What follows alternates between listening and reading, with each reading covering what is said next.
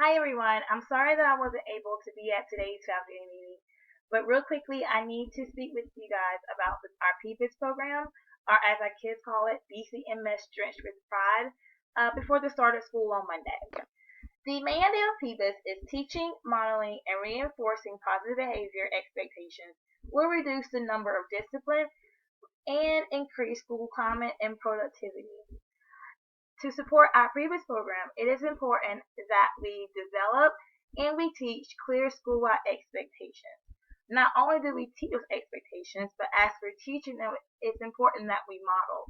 By modeling, we are providing students concrete examples of what we expect throughout our classroom, throughout our common areas, and throughout our entire school. Once students have been taught and we have modeled and they know our expectations, it is important that we promote the positive behavior by providing reinforcement and recognition often and everywhere throughout our school. PBIS depends on consistency. Everyone must be on the same page when it comes to PBIS. That includes our administrators, our teachers, our school staff, our students, our families, and any support groups who is here to support our school community. It is important that everyone in the school community stress the importance of PBIS. How can we expect our students to reach high expectations when we don't hold them to high expectations? What is PBIS? PBIS is a 3 to 5 year process. We will not see drastic change overnight, as the school is important to persevere and work together during this process. We must remember our goal is to create a safe and more effective school. PBIS is also data-driven. Various data points will be used to identify problem behavior and the appropriate interventions, and then use the information to teach the appropriate behaviors. One thing to remember is PBIS can also be adapted to tailor our school needs at any point throughout the year. As stated before, there are 3 main components of PBIS: teaching, intervention, and recognition. The first step is teaching. Again, it is important that we teach all appropriate behaviors in all settings. Again, it is not only imperative that we teach it, but we must also model it. If we see that students are not responding to the reteaching and the modeling, this is when we move into interventions. We use interventions when the behavior expectations are not being met. The recognition part comes in when students are meeting those expectations and we are recognizing them for their good and their positive behavior choices. Here at Bryan County Middle School, our expectations are we expect all our students to be respectful, courteous, manage their behavior, and then strive for excellence. Here's an example of our student behavior metrics. If you notice, up top we have our 4 expectations: be respectful, courteous, manage your behavior, and strive for excellence. On the left side, we have 3 areas listed, but there is actually more on the paper version of this. But we have classroom, hallways, and office area. These are all the areas where students should be demonstrating our expectations. Within each square are a set of rules or behavior-specific descriptions of actions students should take in the various areas to show that they're being respectful, to show they're being courteous, to manage their behavior, and then to strive for excellence.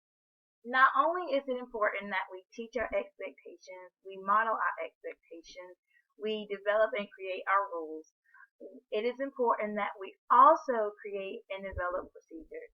To me, this is the most important aspect of our classroom management. Harry Wong once said, "The number one problem in the classroom is not discipline. It is the lack of procedures and routines." Now let's discuss the difference between a procedure and a routine. A procedure is a method or a process of how to get things done in your classroom. For instance, how do you want kids to sharpen their pencils? How do you want kids to enter your classroom? How do you want kids to work in their groups? Are they going to have roles? Routines are the actions that students make in a classroom without adult supervision. So basically, it becomes a habit. One thing to note is that your procedure should become a routine if you provide adequate practice for kids to practice within the classroom. Effective procedures should have the following characteristics. Number one, effective procedures should be clearly defined so students know exactly your step-by-step process of how to do certain things in your classroom. Number two, it should also be visible. Students should be able to see your procedure, the process laid out somewhere in your classroom on the wall for them to have reminders of what's expected of them. And then it should also be stated positively. Now is your turn. If you haven't already, please create procedures needed for your classroom. I will be sending out information in a later email, probably this weekend, to help you in this process. Please make sure that you teach, model, and reinforce all classroom procedures. Also make sure that you post all procedures in your classroom. One thing to note that this is non-negotiable. Last year, during the phase-in portion of the PBIS program in our district, some of you posted the procedures, some of you did not. This year, it's going to be required that everyone have their procedures posted in their classroom. I will be in at your classroom throughout the year to make sure that we are in compliance for certain aspects as for the PBIS program. So will our district coordinator, and so will other organizations throughout the state. I will send you more detail later on as to when I will be in the classrooms as for focusing on the procedures in a later email. But your focus now is just to make sure that these are created and that we have described them, we have taught them, we have modeled them with our students. Here are two examples of how you can display your procedures. You may be as creative as you like. These are just two simple examples that I found. The first one is the teacher just used poster board and marker. And on the second one, it's just a PowerPoint slide where the teacher just listed out step by step of how to do the particular procedure. As we all know, not all of our students will respond appropriately to the teaching and the positive reinforcement at the beginning. This is where the MIRs and the ODRs come into play. MIR stands for Minor Incident Report. That is a report that as teachers we complete when students are exhibiting minor behaviors that do not require office referral. In your PBIS handbook, there is a behavior management flowchart which helps you through the process of assigning an MIR to a student. Let's be realistic. We all know that all students are not going to respond appropriately by just being modeled expectations and positive reinforcement. We have to look at their behavior and then decide if their behavior is considered minor, which are behaviors that are handled within the classroom by the teacher, or is their behavior considered major, which should be handled by the office. Some examples of minor would be like just talking, doing group work, or not coming prepared for class. An example of a major would be fighting or skipping school. The student that let's say I have a student who was talking.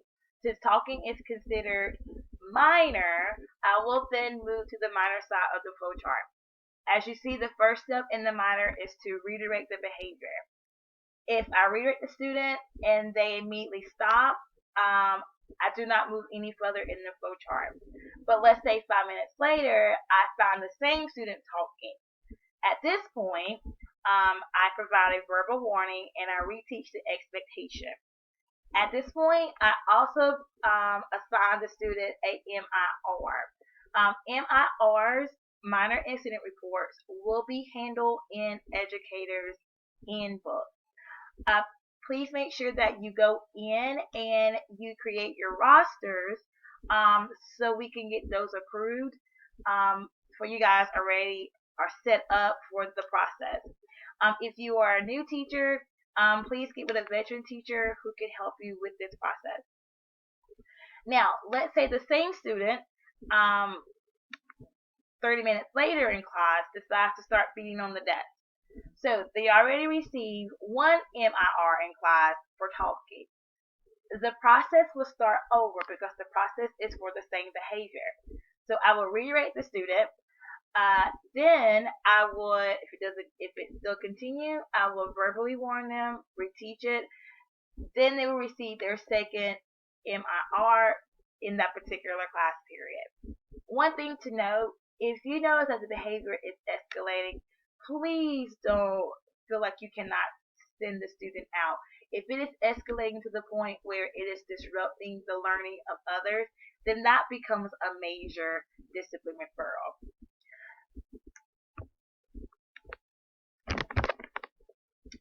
Now, ongoing minor incidents. Students will be allotted 6 minor refer incidents per semester before they will be assigned an office referral. This is all outlined in the PBIS handbook, which I will send to you guys this weekend for you guys to review, and I will also have it on Google Drive in the PBIS folder, which I will share with you as well. As you assign an MIR, it is important that you also assign an intervention. There are lists of interventions within Educator's Handbook. When you go on there to actually fill out the MIR, you may feel free to use those or any of your choice. But please just make sure that you are documenting the MIRs as you are inputting them into the system. One thing to note is that your MIR number 2 requires parent contact. So after the student gets the first MIR, then they receive a second MIR. After that second one, you must make parent contact. The student continues maybe a day later and gets another MIR. At this point, they are at their third MIR. I want you guys to bring this student's name to your grade level meeting. This way you guys can discuss as a team maybe interventions that will help this student. If the student seems to be doing well in one teacher's class, maybe they can share their secret of what they do with that student. Also, each grade level has a PBIS representative. That person will bring that student's name to the PBIS school level team so we can start looking at intervention. So let's say 3 weeks later, the same student gets a 4th MIR. Another parent contact must be made. Again, this is within a semester. Let's say a month later, the student gets another MIR. You just document it. Again, these are all documented in Educator's Handbook. You just go and document your intervention. Then, let's say the week before Christmas break, this student gets his or her MIR number 6. On the 6th one, the student should be referred for an office referral. If you refer your student to the office for chronic MIRs, please make sure you meet with admin during your planning to process the referral while you are in the office. Because Educator's Handbook does not perfectly match up with Swiss, I have an additional summary form that I need for you to complete for any referral. MIRs will only start over the beginning of the second semester. So again, students will have 6 MIRs, or basically 6 chances to improve their behavior each semester before they are referred to the office. Again, this is only for minor incidents. Do not give students 6 chances for anything that's major. Major referrals need to be handled immediately by administration. Here's an example of the summary form that I need you guys to fill out. Each referral that you have, as you can tell, is straightforward. Student name, grade, referring faculty or staff. Under each section, there's location, perceived motivation, others involved, and the behavior that you actually wrote the student up for. You just come in each section and you check the one that describes your particular referral. One area of concern that you all noted in your PBIS survey